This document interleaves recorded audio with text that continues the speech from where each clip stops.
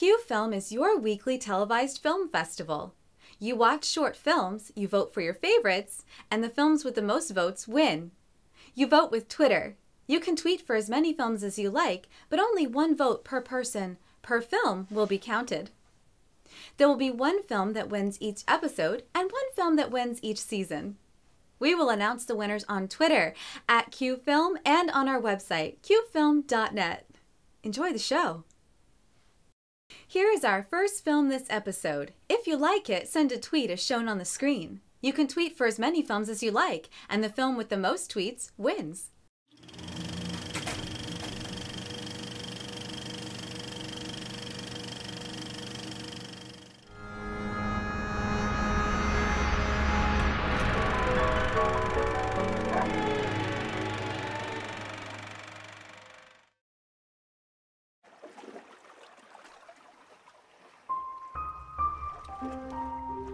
I've been doing this my whole life.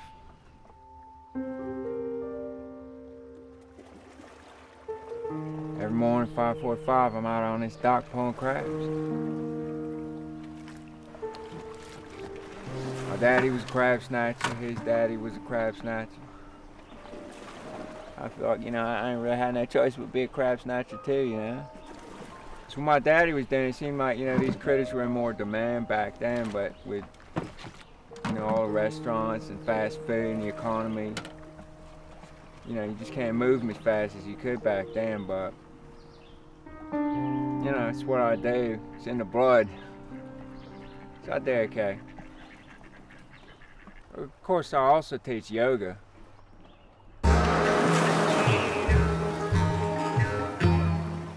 Welcome to the Obey Yoga, fellow crustaceans.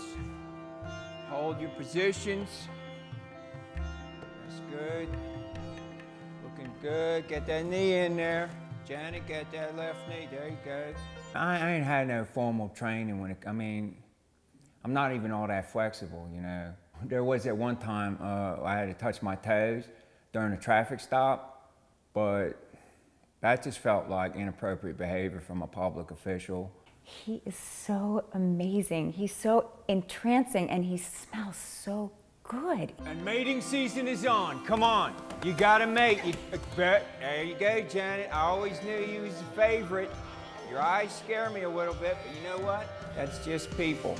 It's easier than some of the other things that I've tried. They're hard, and the sweaty yoga, that's gross. I didn't really think I would like yoga, because I'm kind of a man's man. And now I find myself on the way to work, in a traffic jam, and I think to myself, what would a crab do? By the end of this class, you will have shed your inhibitions and your exoskeletons. It's the greatest thing ever. You know how human beings got like personal space, 3.5 feet, Crabs, they don't got that. You know what I mean? You can get right up into their grill because they're intimate creatures, they enjoy that intimacy. No, good, that's a good reaction. Let it go, let it go. If he ever gets that close to me again, I'm gonna have to cut him. Everybody does their part to try and make this world a better place. Feeding the starving children or, peace on earth, whatever you can do. And for me, if I could just make one more woman, loose. He's not a qualified yoga teacher. He has no accreditations. He has no license. He has no license. People sacrifice their lives for their countries, for their families, all the time. These critters are no different. They sacrifice their lives so that we can live.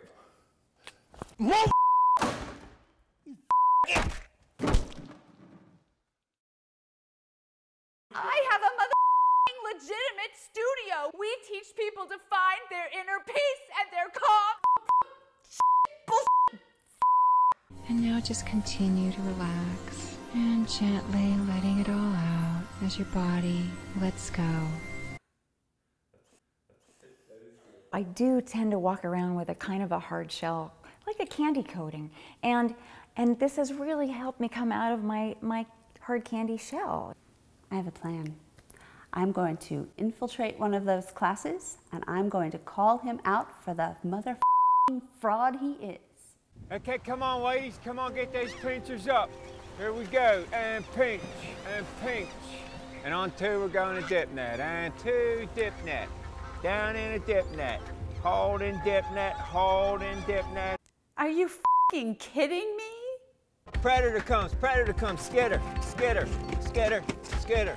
I skitter all the time now. You know, when I'm waiting for a bus in line at the post office, you know, people have no idea what I'm doing. Comes the seagull.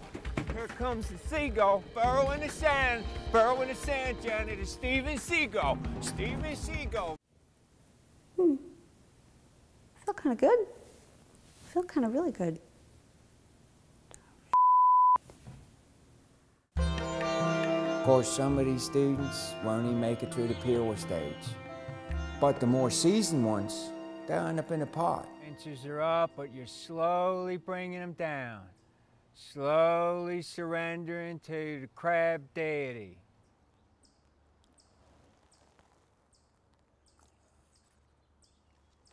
Boom! That's the shit right there. Go, Carl. I worship you. You are my crab man. I'm yours if you want me. You know where to find me. Every morning on this dock, pulling crabs. Let's go home, boys.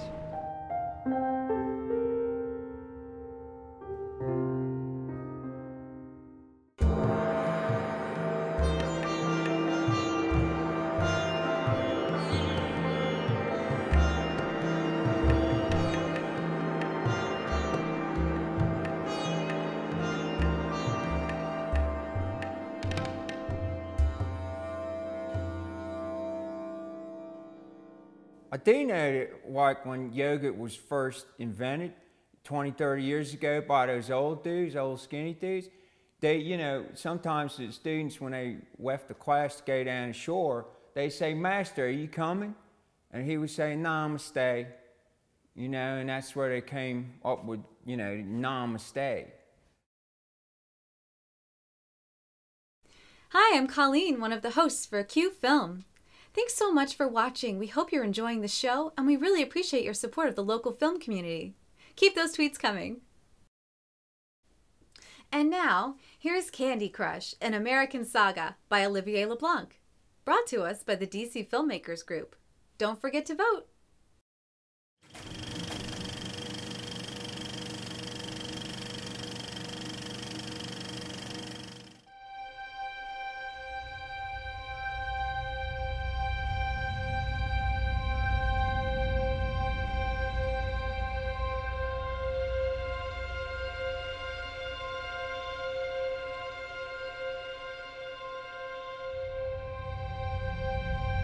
America is in danger. More than 45 million people are at risk. There is one thing that can save us. You've heard of it? You've seen it. But do you recognize it? Hi, my name is Cortland Harcourt. You may recognize me from some after-school specials, such as Doodle Jump, The Abyss, or Fruit Ninjas, Fruiticide, or Murder, or Angry Birds, A Study in Violence. I'm here today to talk to you about the declining number of American youths with the skills needed for our workforce, and what we need to do to get them back on track. According to the U.S. Department of Labor's most recent data, 16 million Americans didn't get the skills to work. We are falling behind the rest of the world. Other countries show their training has grown by 700%. Other countries are just getting by. But still, they're beating us. We need a continual supply of smart, skilled, and preferably good-looking workers for the increasingly competitive workforce. We're America. We like to win. So how do we fix this? How do we get Americans the training they so desperately need?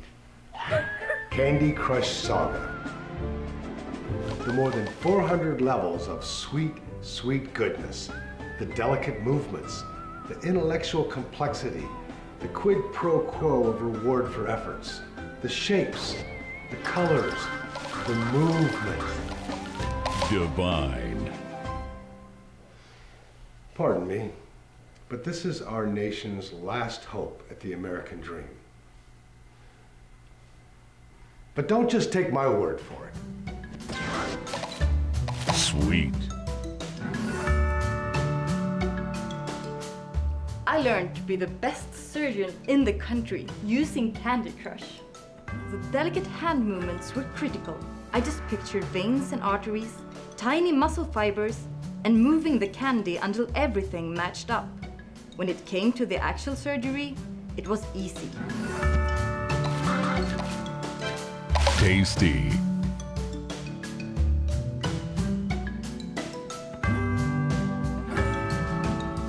In my many years as a senator of this great country, Candy Crush Saga has taught me how to create alliances, be strategic, how to ask for personal favors, if you know what I mean, and most importantly, how to manage the government's budget.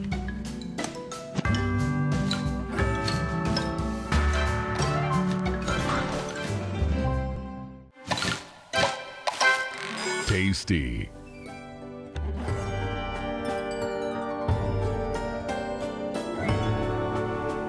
I learned all my skills from Candy Crush. Oh yeah. We can't wait for the next update. Divine. Candy Crush prepared me to teach in America's public schools. The enduring patience. The mind-numbing repetition. The endless trial and error.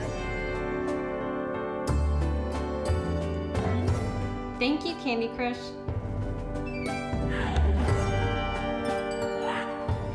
Inspirational stories. In fact, Candy Crush has been used by many famous people over the years. But none of us can succeed alone. We need your help to spread the word so that Americans everywhere can have the chance to gain the skills they need for their future, for America's future. So help us spread the word. Invite a friend through Facebook to Candy Crush, or via your iPhone, iPad, or Android. And remember, God bless America and God bless Candy Crush.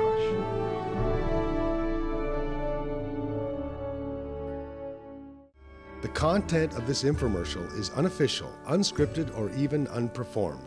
It is in no way factual or based upon real individuals, applications, or entities, or authorized or developed by the creator of the game mentioned. But if you feel that there is some sort of direct copyright or trademark violation, please contact not me. No, really, I'm just the guy they roped into doing this. The end. We have a weekly film festival showing short films. Submit yours and build your audience. The film needs to be 8 minutes or less in duration. Just email a YouTube or Vimeo link of your short film to info@cuefilm.net. Here's our next film. If you like it, vote. The way you vote is by Twitter, as shown below.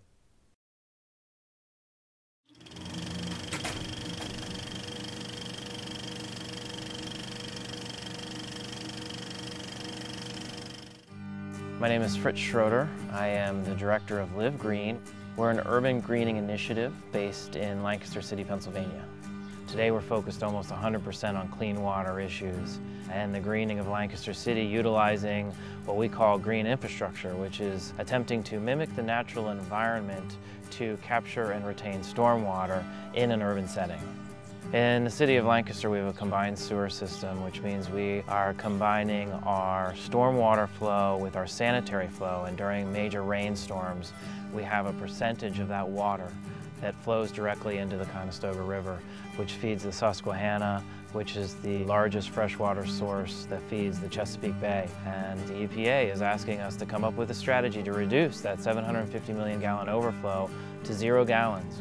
And the city has chosen a strategy that is green infrastructure based, using technologies such as green vegetated roofs, permeable paving that soaks up the stormwater, rain gardens and rain barrels, more tree planting through a city street tree planting program, as well as in back, front, and side yards. We're standing on the Groff's family funeral home in downtown Lancaster. This is one of 9 vegetated roofs totaling over 77,000 square feet. We believe that a roof like this is capturing and retaining 50 to 70% of all the stormwater that falls on it.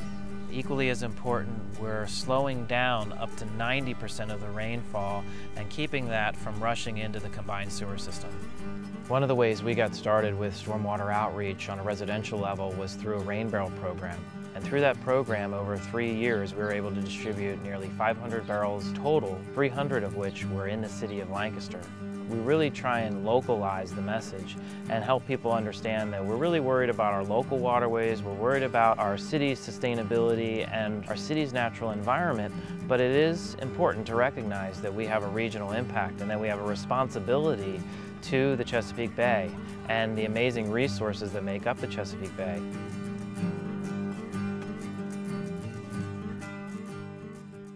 We want to thank the DuPont Circle Business Incubator for their help and support of the filmmaking community and this show. We'd like to thank the District Groove, a great local resource for artistic learning. We'd like to thank Trusted Photo DC, your source for Google Business View. We'd like to thank Double Helix Productions, the region's finest full-service boutique production house. Hey guys, it's Rebecca. I'm a host here at cueFILM. To tweet me, go to @cueFILM #Rebecca.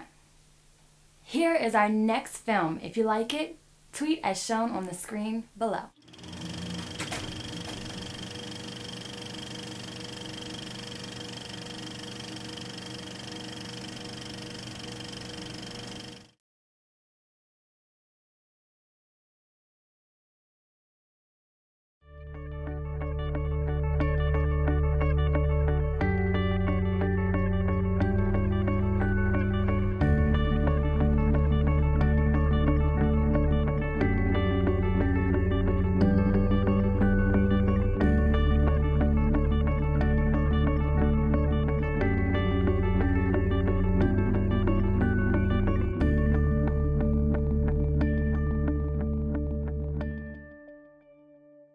Say that the most common misconception about shelter animals is that they are somehow broken.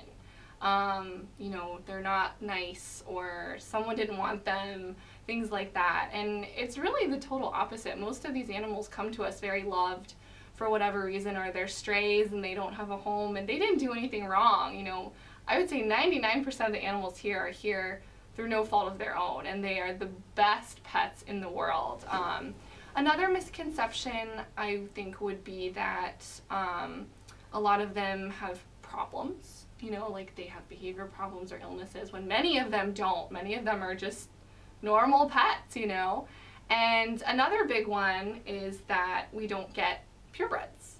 Everyone thinks, oh, you just have mutts at the shelter, but we actually do get a lot of purebred dogs in here. We can't always guarantee that they're purebred because we don't have their papers, but we get Bostons and German Shepherds and all kinds of purebred dogs, so you don't have to go to a breeder to get a purebred. You can come right here, and sometimes we have them. And of course we have the mixes too. Like, she's not a purebred cat, but she's still, we think you're perfect, huh, Molly? Yeah.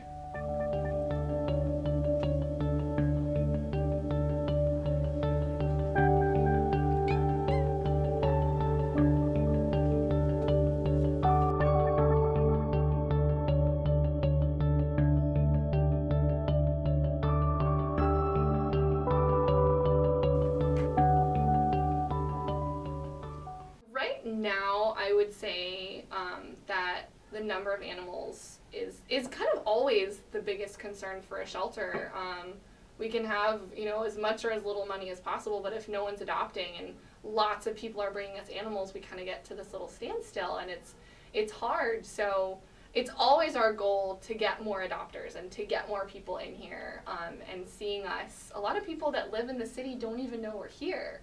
So it's important. We're getting pretty good about thinking of unique ways to let people know we're here and what we have. A lot of people know we have cats and they know we have dogs, but they don't know that we have hamsters or snakes or birds, you know, things like that. So it's just getting people to come in and know we're here and know that we have perfectly adoptable and wonderful pets for them to take home.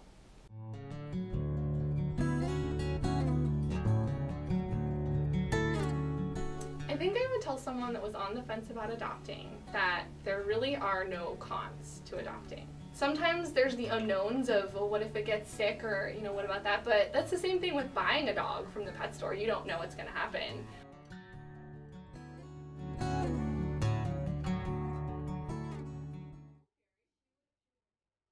I think the biggest pro to adopting is that you are saving a life when you adopt. A lot of these animals, you know, people may not know they're here and they may not be the right pet for them. Someone's gonna buy that puppy at the pet store, but not everyone might come here and adopt a pet. So by adopting them, you're giving them a second chance at a home, and you're making sure they have a good home to stay in for forever.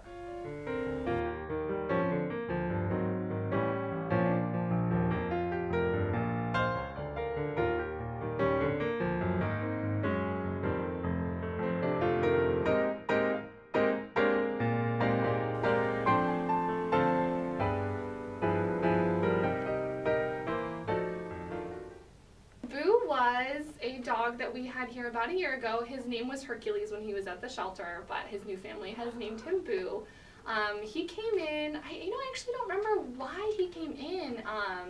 It was most likely a stray, but he came in and immediately everyone fell in love with this dog. You know, he was this big black and white Staffordshire Terrier Pit Bull mix, this big old head, and, you know, the kind of dog that a lot of people look at and are a little bit like, ooh, he's kind of scary looking, but we loved him.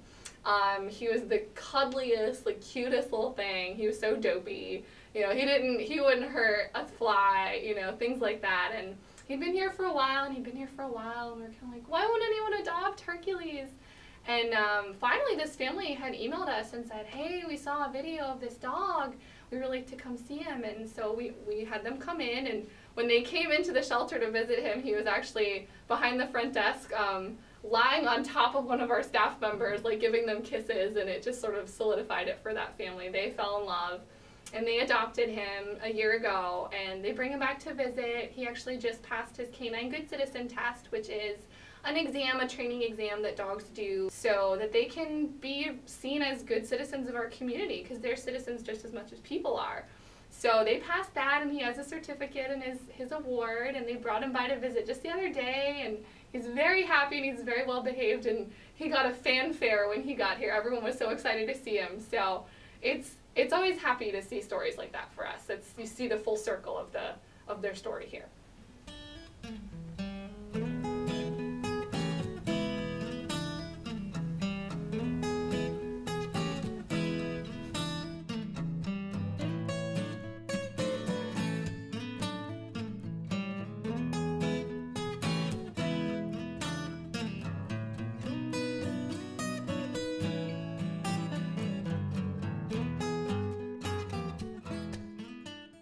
There's a lot of different ways you can help this shelter and any shelter. Obviously adoption is kind of the #1 thing, but a lot of people can't adopt for whatever reason. Spreading the word is a great one. Telling people, oh, I went to the shelter and I saw this animal, or I saw that. Liking us on Facebook, you know, sharing our posts when we post an animal on Facebook and telling your friends about it so they can see it. Donating things that we need, like blankets, towels, treats, food, things like that. Donating money is always a good one. We need that too. And just supporting, coming to events, you know, joining us when we do our walk in the summer, or when we do Santa photos at Christmas, things like that. And just the more people that know about us and spread the word, the more animals we can get adopted. And the ideal goal is that we have no more animals to adopt out.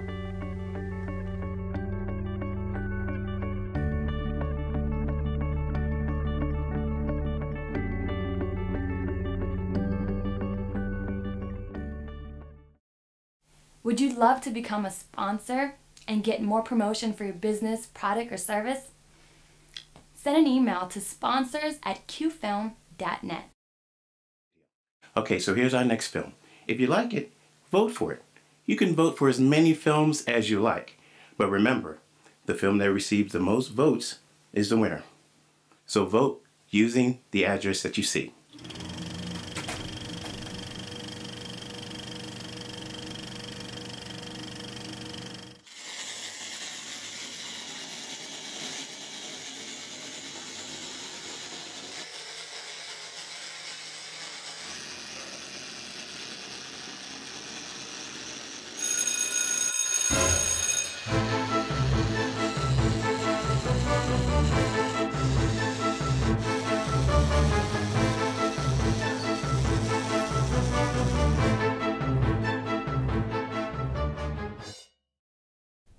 Hey, we have an update. There's now a prize for the season winner. It's brought to us by District Groove, and it's a seat at a screenwriting seminar with Yale professor Mark Lapadula. Good luck to the filmmakers. Hey guys, want to talk? Want to hear more about cueFILM? There's a lot of ways to do it. You can see more of our videos at cueFILM1 on YouTube. You can tweet us at cueFILM. You can go to our website, cuefilm.net, and you can go on our Vimeo channel, cueFILM. Thanks so much. We look forward to hearing from you. That concludes this week's episode. Don't forget to vote for the films you like. Next Monday at 7:30 p.m., we will announce the winner on Facebook, Twitter, and our website. Good luck to the filmmakers, and thank you for watching. Now vote!